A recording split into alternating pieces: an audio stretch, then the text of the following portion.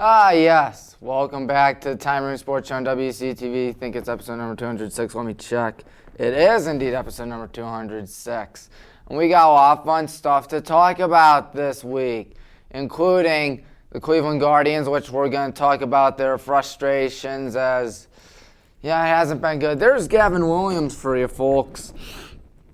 Pitching stats heading into last night, ERA of 3.83, shutouts 13, 37 saves, 1,085 hits, 498 earned runs, 1,050 strikeouts, 413 walks surrendered, 128 whip, and an opponent average of 244.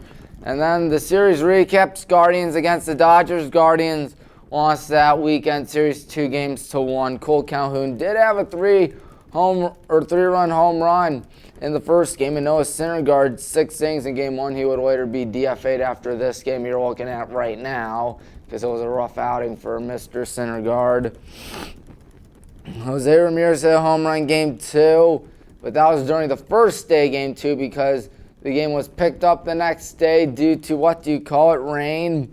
So it was a doubleheader. Dodgers took command once the next day shifted over. And then game 3, Ahmed Rosario, a familiar face, Ahmed Rosario. Remember that name? He was with the Guardians. Now he's in Los Angeles. My goodness. He had triple in game 3, and Ryan Yarbrough pitched 3 innings in game 3. And then this series right here, the Guardians actually didn't do that shabby, winning 2 out of 3 games. Ramon Laureano has been on a hot streak as of late. My word, a home run, 3 RBIs in game 1. Not this game, but this is game 1 instead. Taron Bybee, 6 innings in game 1. Davis Schneider, in the only game the Blue Jays won this series, had a home run and 3 RBIs in game 2, and Mr. Jose Ramirez hit a home run as well. And then 4 Guardians players had 2 RBIs in that game. I think Cole Calhoun right there was one of them. And then, of course, Ramon Laureano had a home run that made the game way too out of reach for the Blue Jays to come back. Cole Calhoun did have 2 RBIs, yes, sir, on a single in the 11th inning. They gave the Guardians the lead that they would not relinquish. It was pretty nice to see. But you know what was not nice to see last night's game, especially when you're up 4-0 on your division rivals in a must-win crucial series, and then Xavier Curry proceeds to get lit up like a Christmas tree, including giving up a grand slam to Royce Lewis. Oh ye gods, Royce Lewis hit a grand slam. Jorge Polanco had a 3-run bomb, and those were truly the difference makers as the Guardians did it. The Twins did it. It's a 69-63 record for Minnesota. Cleveland sits at 62-70, meaning they're 7 games out. Terry Francona looks like he's done. Yeah, it's safe to say it's over, my friends. We're finished. We're done. Game over, man. Game over. Yep, Stewie said it best from the episode to Boom.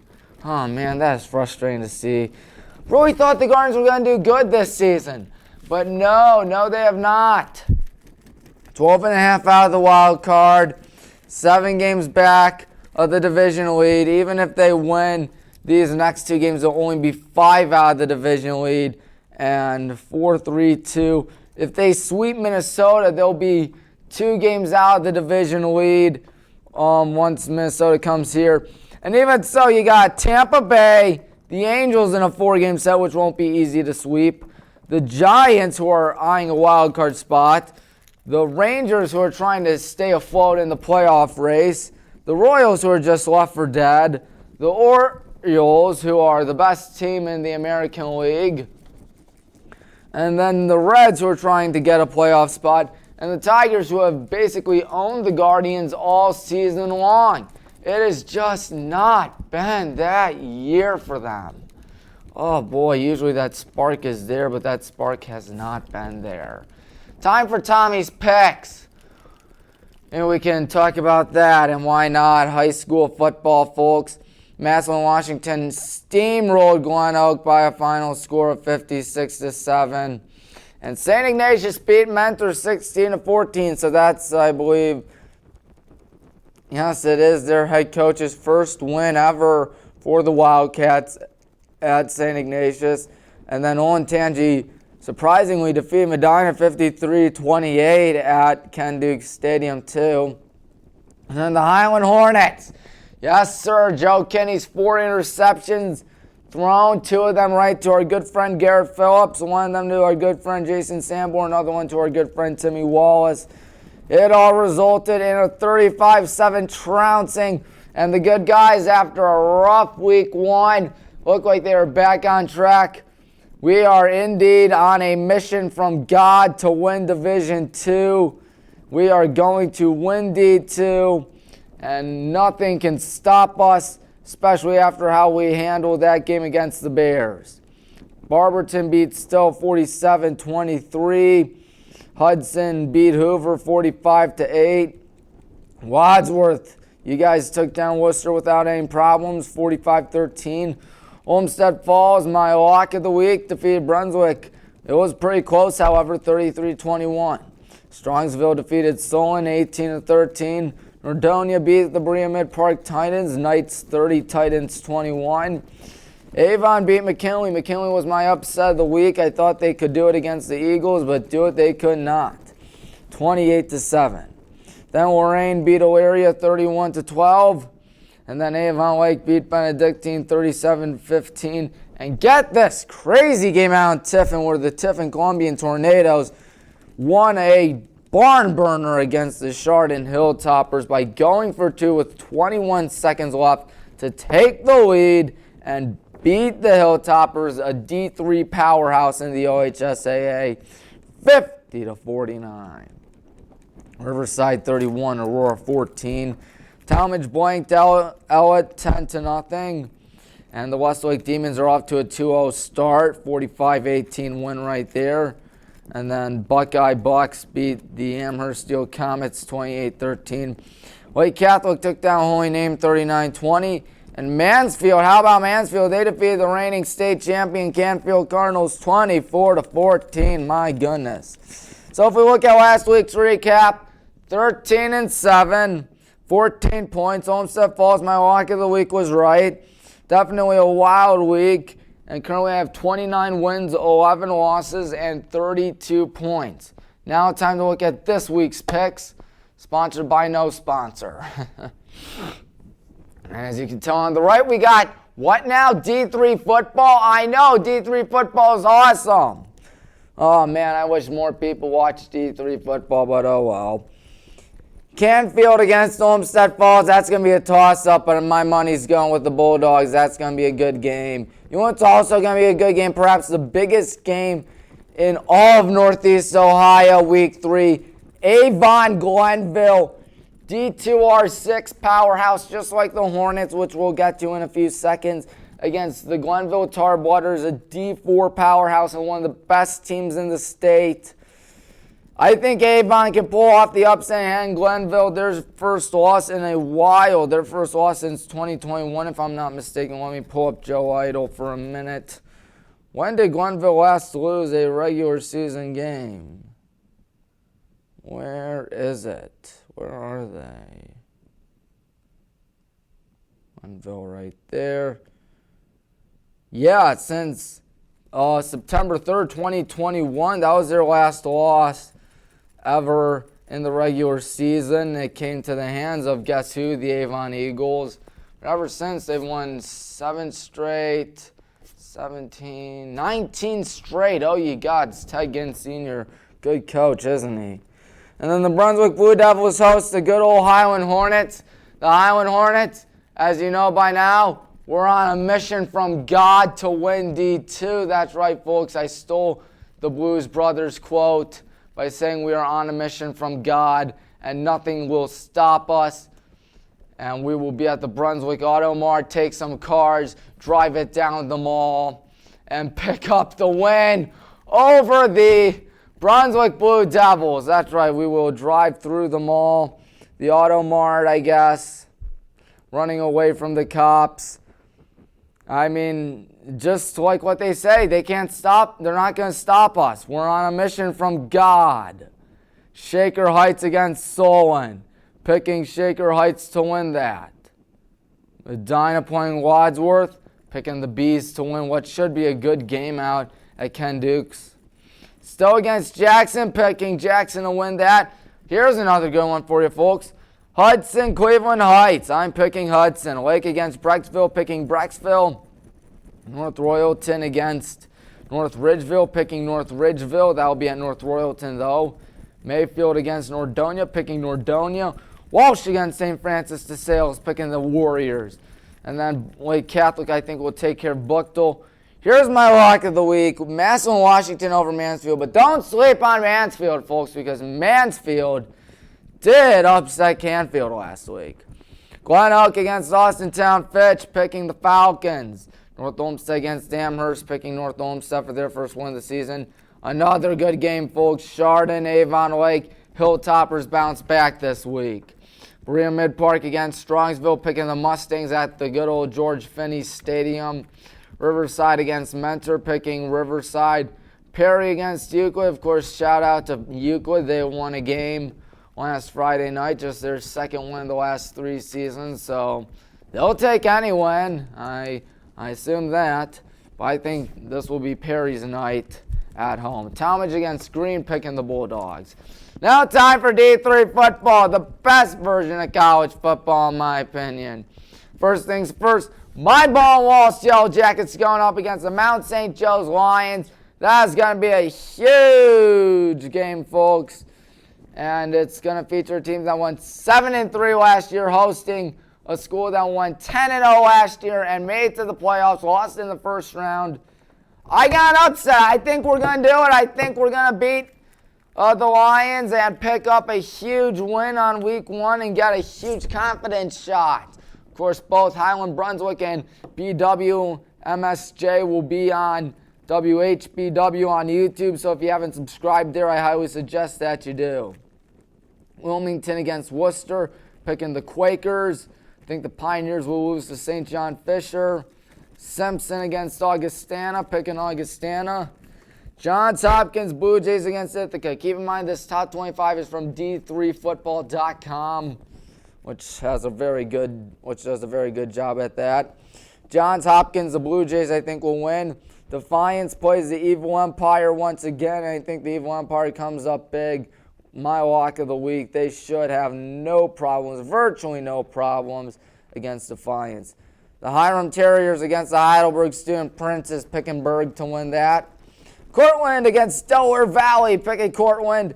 Here's a big game for you, folks. Number 6 St. John's against number 4 Trinity.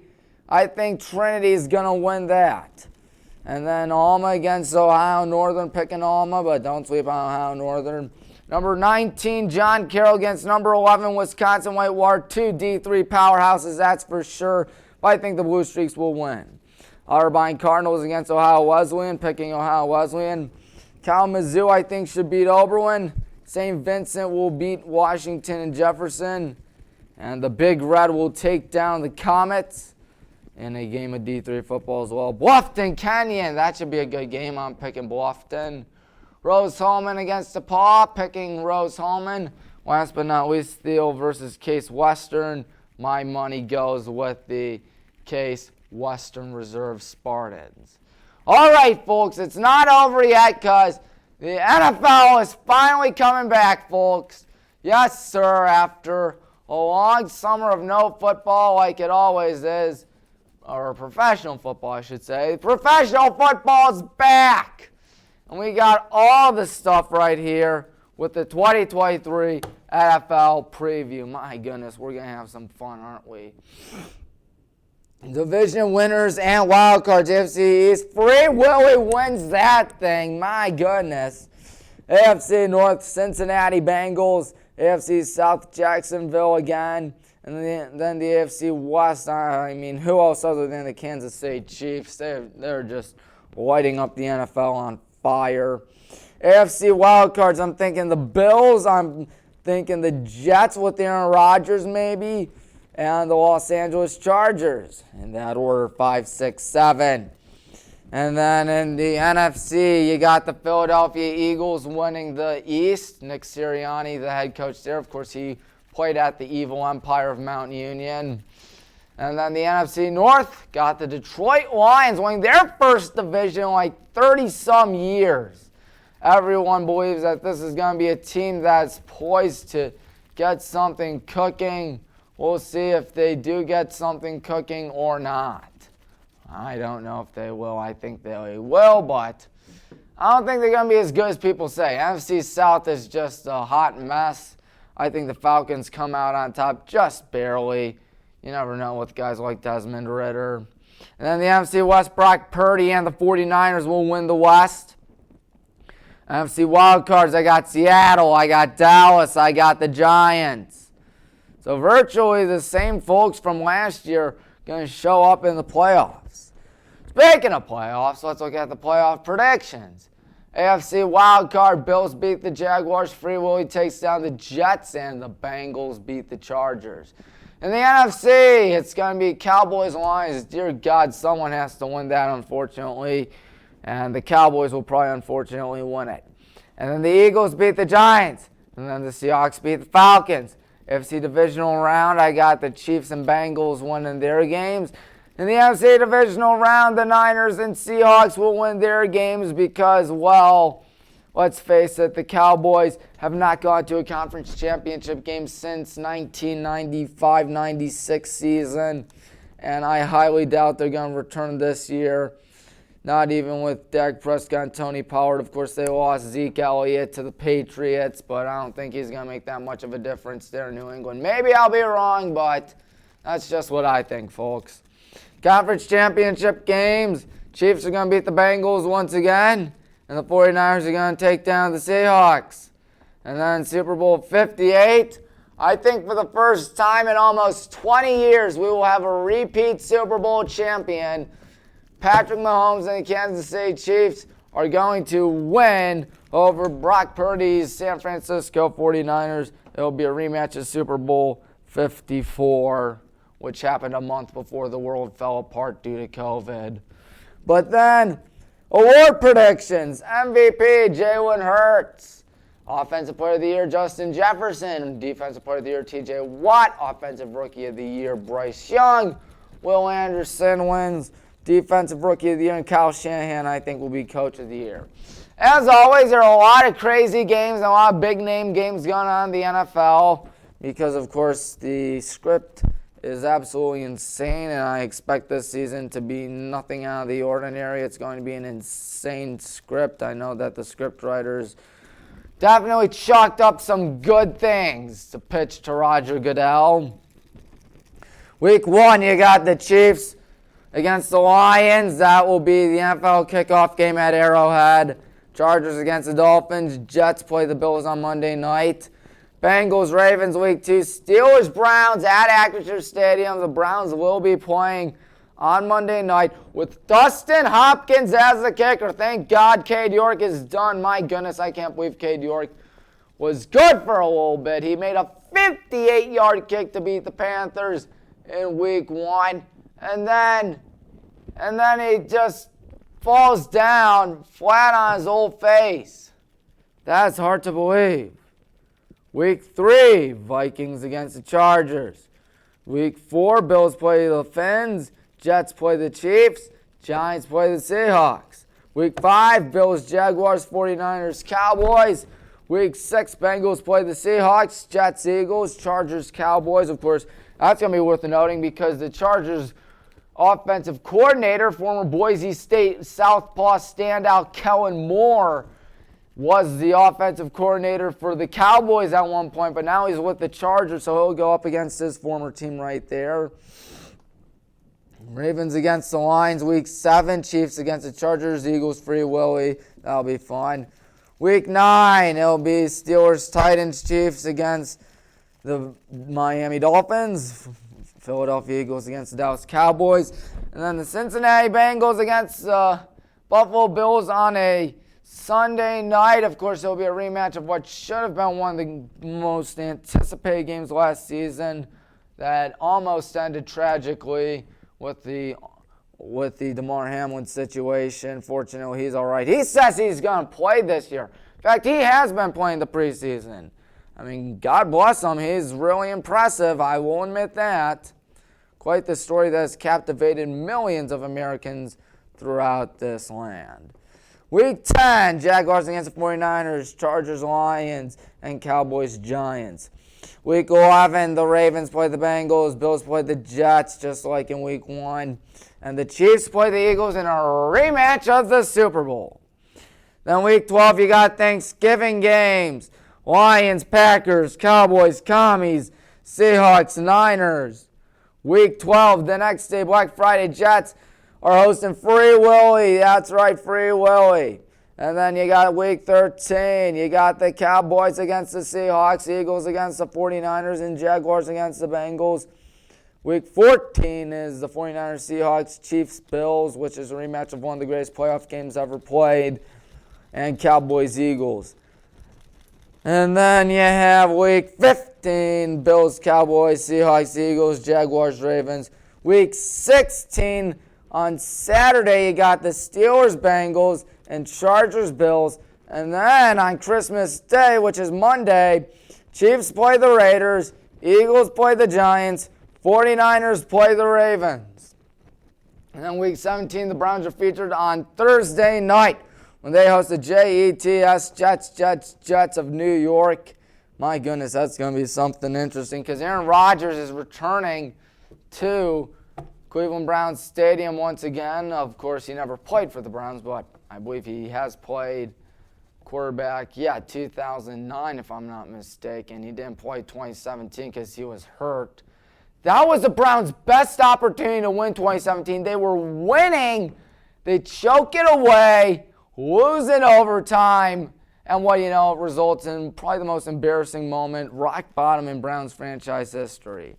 Week 18, all division games, as you know by now. And then my dream fantasy team, because who else loves fantasy football? I know I do. Jalen Hurts is my quarterback. He was my quarterback last season. He took me to a championship game where I ultimately lost.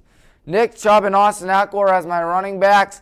Jamar Chase and Justin Jefferson, the LSU products, as my receivers. Travis Kelce, my tight end. Debo, I always pick Debo every year. He's a good receiver. He's a good running back. He's like Cordero Patterson in the case that he does both. Except I think he's more productive than Cordero when it comes to running and receiving. And then Justin Tucker, who else for your kicker? I think the Lions are going to have a good defense this year as well. Patrick Mahomes as one of my quarterbacks. Same with Justin Herbert. Tyreek Hill as one of my receivers on behalf of Devontae Smith, the Alabama standout for the Eagles. Joe Mixon, Saquon Barkley as my running backs. And Mark Andrews as my backup tight end. Of course, Mark Andrews is definitely one of the best tight ends in the game, who's not named Travis Kelce. Woo! We did it. We talked a lot of sports today. We talked a lot about football. We talked a lot about the Guardians' depressing season. We talked about the Highland Hornets' mission from God. But you know what? There's going to be a lot more where that came from next week. So stay tuned on WCTV for even more exciting program. And I will talk to you next week.